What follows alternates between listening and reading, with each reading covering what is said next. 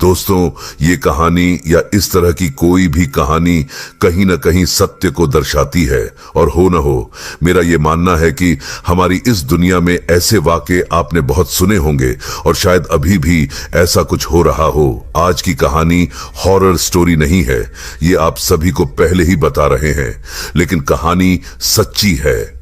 तो दोस्तों, इस कहानी को पूरा जरूर सुनिए और अगर आप इस चैनल पर नए हैं तो सब्सक्राइब करके बेल बटन जरूर दबाएं ताकि हमारी कहानी सबसे पहले आपके पास पहुंच जाए।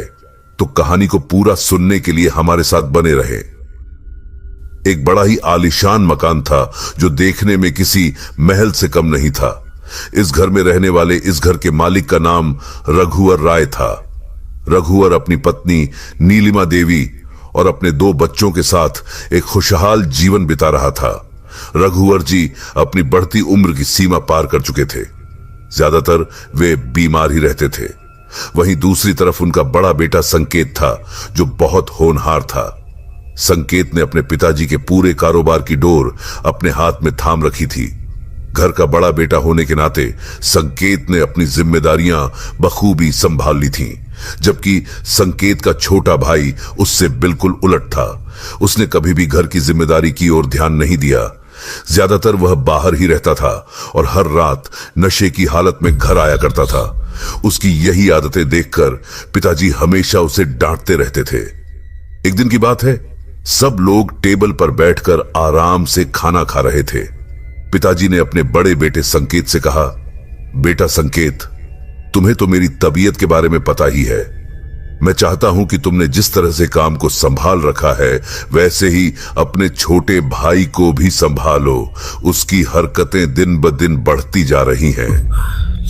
रघुवर का छोटा बेटा यह सुनकर थोड़ा चिढ़ गया और बोला, पिताजी, आप हमेशा मुझे ताने देते हो, जब देखो मेरे पीछे पड़े रहते हो। मां, पिताजी से कह दो कि मुझे मत डांटे। जब मुझे सही लगेगा मैं अपने आप काम कर लूंगा। पिताजी ने गुस्से में कहा, तुम्हारी इन्हीं हरकतों से तंग आकर मैंने कुछ फैसला लिया है। मैं चाहता हूं कि मेरे मरने के बाद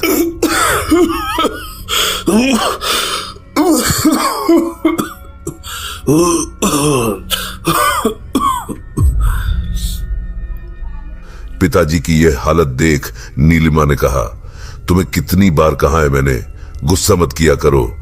अब तबीयत खराब हो गई ना, चलो अंदर, आपकी दवाई का समय भी हो गया है। बेवजह बेचारे को सुबह सुबह डांट दिया। संकेत के पिताजी अपने छोटे बेटे मोहन को लेकर काफी चिंतित थे, लेकिन मोहन का यह बर्ताव देखकर वे समझ गए थे कि वह नहीं सुधरेगा। अब वह उनके हाथों से निकल चुका था और तो और आज पहली बार उसने पिताजी से बहस भी की है। यही सब सोचते सोचते उन्हें कब नींद आ गई पता ही नहीं चला। 2-4 दिन सब ठीक रहा। एक सुबह संकेत की मां जोर जोर से रो रही थी। संकेत उठकर बाहर आया और मां के पास जाकर पूछा तो पाया कि पिताजी अब इस दुनिया में नहीं रहे। घर का माहौल बदल चुका था। संकेत अपने पिताजी से बहुत प्यार करता था। आखिर उसने अपने पिताजी से जीने की प्रेरणा ली थी। उन्हीं की वजह से आज संकेत इस मुकाम पर था। ये सब सोचते सोचते संकेत के आंसू फूट पड़े। किसी तरह उसने हिम्मत कर अपने पिताजी का अंतिम संस्कार किया। पिताजी की मौत के बाद धीरे धीरे सब सामान्य हो गया। 2 दिन बाद संकेत के घर पर एक दस्तक हुई। संकेत घर पर ही था। उसने जाकर दरवाजा खोला। सामने एक वकील खड़ा था। संकेत ने कहा, जी कहिए। उस आदमी ने पूछा, क्या यह रघुवर राय जी का घर है? संकेत ने कहा, जी हां, मैं उनका बड़ा बेटा संकेत हूं। संकेत ने उन्हें अंदर आने का इशारा किया। वकील ने अपने बैग की चैन खोली और उसमें से एक कागज निकाला और पढ़ना शुरू किया।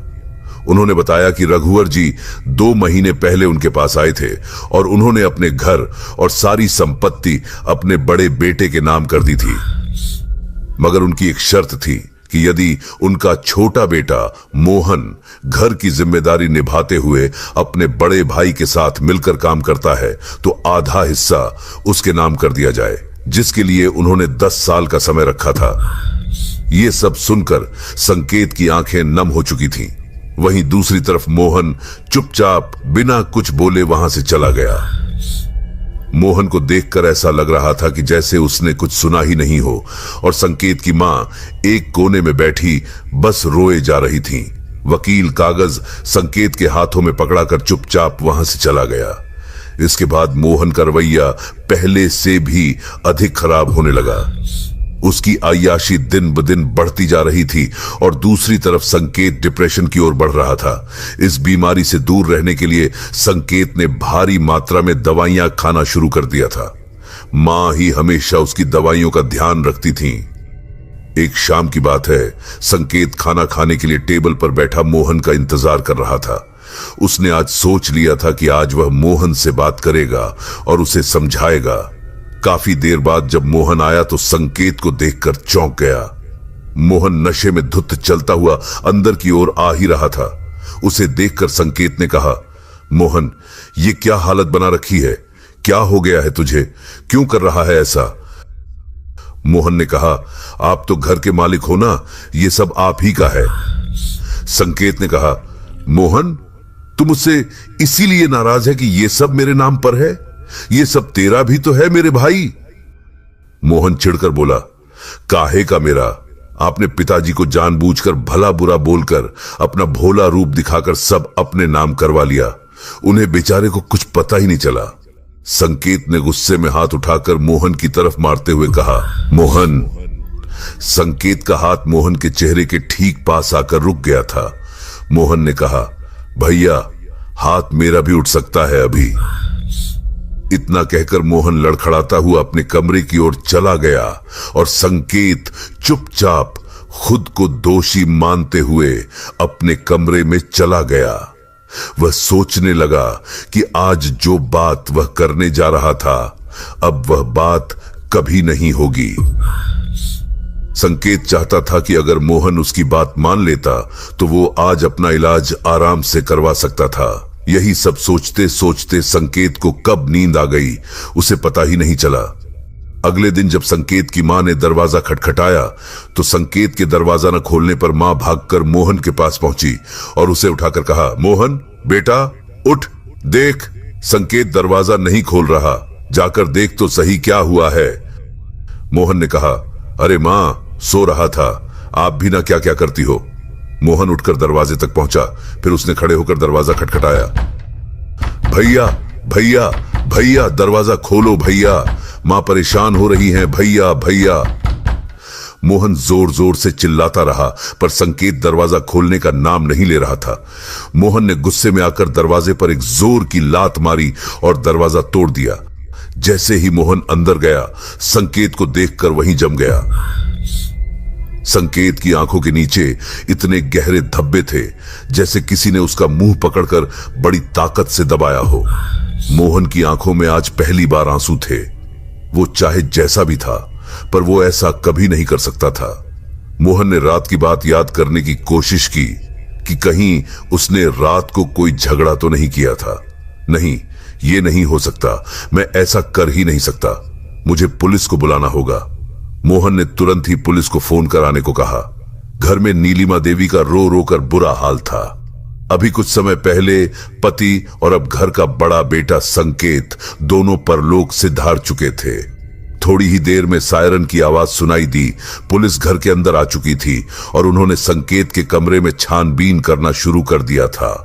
सतेंद्र सिंह, जो ईमानदार अफसरों में से एक थे, ऐसे इकलौते इंस्पेक्टर थे जो इस तरह के कई केस हैंडल कर चुके थे। उन्होंने सबको कमरे से बाहर किया और छानबीन में लग गए। करीब 1 घंटे तक छानबीन जारी रही। कमरे में उन्हें ऐसा कोई सुराग नहीं मिला जिसके चलते वो किसी पर शक करते। बाहर आने के बाद इंस्पेक्टर सीधे घर की मालकिन नीलिमा देवी के पास पहुंचकर उनसे पूछताछ करने लगे। इंस्पेक्टर ने कहा, देखिए नीलिमा जी, आपके बेटे का किसी से कोई दुश्मनी या कोई मन मुटाव तो नहीं था। नीलिमा ने कहा, इंस्पेक्टर साहब, मेरा बेटा बिल्कुल सीधा था। वो तो कभी किसी को जवाब तक नहीं देता था। उसका किसी से कोई झगड़ा नहीं था इंस्पेक्टर साहब। न जाने हमारे घर को किसकी नजर लग गई। इंस्पेक्टर ने कहा, आपके बेटे को किसी प्रकार की कोई दिक्कत या बीमारी तो नहीं थी? नीलिमा ने कहा। उसे एक बीमारी तो थी, वो दवाइयां भी ले रहा था। वैसे वो ठीक था साहब, पर कल रात इन दोनों भाइयों में थोड़ी बहस हो गई थी। मुझे इस पर शक है। नीलिमा देवी ने अपने छोटे बेटे की ओर इशारा करते हुए कहा।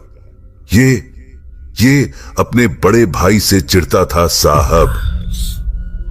मोहन ने कहा। मां, ये आप क्या कह रही हो? मैं भैया को क्यों मारूंगा? वो मेरा बड़ा भाई है, मैं उनसे प्यार करता हूं। कल रात भी भैया चुपचाप अपने कमरे में चले गए थे। और इंस्पेक्टर ने मोहन की बात काटते हुए कहा। अरे ठीक है मोहन जी, अब बाकी बातें तो हम थाने में करेंगे। मोहन ने कहा। अरे पर मैंने कुछ किया ही नहीं। हवलदार ने कहा। जी साहब। अरे छोड़ो मुझे, मैंने कुछ नहीं किया। मोहन चिल्लाने लगा। इंस्पेक्टर संकेत की लाश को पोस्टमार्टम के लिए भिजवाकर वहां से ये कहकर चले गए कि जैसे ही कुछ और पता चलता है हम आपको जरूर बताएंगे। थाने पहुंचकर इंस्पेक्टर ने मोहन का कॉलर पकड़कर कहा। सुन, अगर बचना चाहता है तो सब सच बता दे, वरना मैं तेरा ऐसा हाल करूंगा कि तेरी रूह भी कांपेगी कि मैं किसके शरीर में रह रही हूं। मोहन ने कहा। मैंने कुछ नहीं किया साहब, आपको गलत फहमी हुई है। अरे चुप कर, तेरी मां ने मुझे सब बता दिया है। तू किस तरह घर से बाहर अय्याशी करता है, शराब पीकर रातों को देर से घर आता है। मोहन ने कहा। साहब मैंने कुछ नहीं किया। हां, मैं नशा करता हूं, पर मैं अपने भाई को क्यों मारूंगा? इंस्पेक्टर ने एक जोर का थप्पड़ मोहन के गाल पर मारा। अभी तो बहुत कुछ देखना बाकी है। इतना कहकर इंस्पेक्टर जाकर अपनी सीट पर बैठ गए। 2 दिन बाद पोस्टमार्टम की रिपोर्ट थाने में पहुंची। जब रिपोर्ट इंस्पेक्टर ने पढ़ी तो उसमें साफ साफ लिखा था कि दवाइयों के हैवी डोज लेने से शरीर में संक्रमण हो चुका था, जिसके कारण उसकी मौत हुई है। इंस्पेक्टर का दिमाग घूमा और सीधे लैब में फोन करके ब्लड के सैंपल की जांच करने को कहा। फिर इंस्पेक्टर ने मोहन से इस बार प्यार से पूछा। अरे मोहन, क्या मैं जान सकता हूं कि तुम्हारे परिवार में जो चल रहा है उसकी वजह से तुम्हें आज ये दिन देखना पड़ा? अगर तुम मुझे शुरू से सब बताओगे तो मैं तुम्हारे लिए कुछ कर सकता हूं। मोहन ने बताना शुरू किया कि किस तरह पिताजी की मौत के बाद घर में वो कैसे रहने लगा था। पूरी बात बताकर बस एक ही बात बोला। सर, पर मैंने कुछ नहीं किया सर, मुझे छोड़ दो। इंस्पेक्टर चुपचाप वहां से जाकर अपनी सीट पर बैठ गए। थोड़ी ही देर में एक कांस्टेबल ने आकर बोला। साहब, वो कमरे की छानबीन के दौरान कुछ रिपोर्ट्स आई हैं। इंस्पेक्टर ने रिपोर्ट्स देखी तो हैरान रह गया। दूसरी तरफ टेलीफोन बजा। सामने से एक आवाज आई। सर, ब्रेथ टेस्ट से पता चला है कि संकेत को कोई बीमारी थी ही नहीं, उसे गलत गोलियां दी जा रही थीं सर। इंस्पेक्टर की इस केस में मदद लगातार हो रही थी, पर कोई ठोस सबूत अभी तक नहीं मिल पा रहा था। इंस्पेक्टर ने उस डॉक्टर का पता लगाया जहां से संकेत अपना इलाज करवा रहा था। इंस्पेक्टर को इस केस का वह अहम हिस्सा मिल चुका था जिसकी उसे तलाश थी। पूछताछ पूरी होने के बाद इंस्पेक्टर ने नीलिमा देवी को पुलिस स्टेशन आने को कहा। संकेत का केस अब साफ हो चुका था और मुजरिम तीनों में से एक पक्का था। कुछ देर में नीलिमा देवी स्टेशन आ चुकी थीं। इंस्पेक्टर ने बोलना शुरू किया। आइए नीलिमा जी, आइए। वैसे ही गुनहगार अपने पीछे सबूत छोड़ ही जाता है। खैर, आपको एक बात बताता हूं, जब आपके बेटे की मौत हुई थी तो वहां हमें बड़े बड़े हाथों के निशान मिले थे जो आपके बेटे के हैं। इंस्पेक्टर ने मोहन की तरफ देखते हुए पूछा। क्यों मोहन, कुछ कहना चाहते हो? मोहन रोते हुए बोला। मैंने कुछ नहीं किया। मैं तो बस कमरे में कुछ पैसे लेने गया था। भाई उस समय आराम से सो रहे थे। मैंने चुपचाप उनके पर्स से पैसे निकाले और वहां से चला गया। इंस्पेक्टर साहब, मैंने कुछ नहीं किया। इंस्पेक्टर ने हंसी के अंदाज में कहा। अच्छा, पर मजे की बात तो यह है मैडम कि अगर खून मोहन ने किया था तो दरवाजा अंदर से बंद क्यों था? जो भी था शायद वह छोटा कद का था और निशान किसी औरत के थे। आप कुछ कहना चाहेंगी मालकिन नीलिमा देवी जी? नीलिमा को सदमा लग चुका था। वह चुपचाप खड़ी रह गई, जैसे किसी सांप ने उन्हें डस लिया हो। फिर भी किसी तरह हिम्मत जुटाकर बोली, इन सब बातों से क्या होता है? अगर आपके पास कोई सबूत है यह साबित करने के लिए कि मैं ही गुनहगार हूं तो वो दिखाओ। इंस्पेक्टर ने बिना कुछ कहे हवलदार को आवाज लगाई, हवलदार, उसे अंदर लाओ। हवलदार ने डॉक्टर का कॉलर पकड़कर नीलिमा देवी के सामने खड़ा कर दिया। डॉक्टर को देखकर नीलिमा के पास कुछ कहने के लिए बचा ही नहीं था। सच्चाई सबके सामने थी। सामने खड़ी लेडी इंस्पेक्टर ने डंडे को उठाया ही था कि नीलिमा एकदम से बोल पड़ी, हां, मैंने मारा उसे क्योंकि मैं नहीं चाहती थी कि संकेत इस घर का मालिक बने, क्योंकि वो मेरा बेटा नहीं है। मेरा असली बेटा मोहन है। मेरा मोहन बेचारा अभी बच्चा है और उस संकेत ने हमारी सारी जायदाद खुद हड़प ली। मेरा बच्चा मोहन भले ही ना बोले, लेकिन मैं सब समझती हूं। उसे कितना बुरा लगा होगा उस वक्त, इसीलिए मैंने संकेत को तिल तिल करके मार दिया।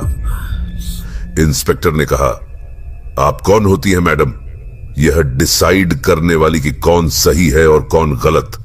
आपने अपने हीरे जैसे बेटे को मारकर हैवानियत की एक नई मिसाल कायम कर दी। क्या जमाना आ गया है? केस सॉल्व हो चुका था। नीलिमा को जेल हो गई और मोहन को वह घर दे दिया गया। अब वह सुधरेगा या नहीं, यह तो वक्त बताएगा। अगर आपको यह कहानी पसंद आई हो तो इसे लाइक, शेयर और कमेंट जरूर करें, और अगर आप नए हैं तो सब्सक्राइब करके बेल नोटिफिकेशन ऑन कर लीजिए ताकि हमारी सभी कहानियां सबसे पहले आपके पास पहुंचे। तो मिलते हैं अगली कहानी पर अगले दिन। तब तक के लिए खुश रहें, डरते रहें और जुड़े रहें हमारे साथ।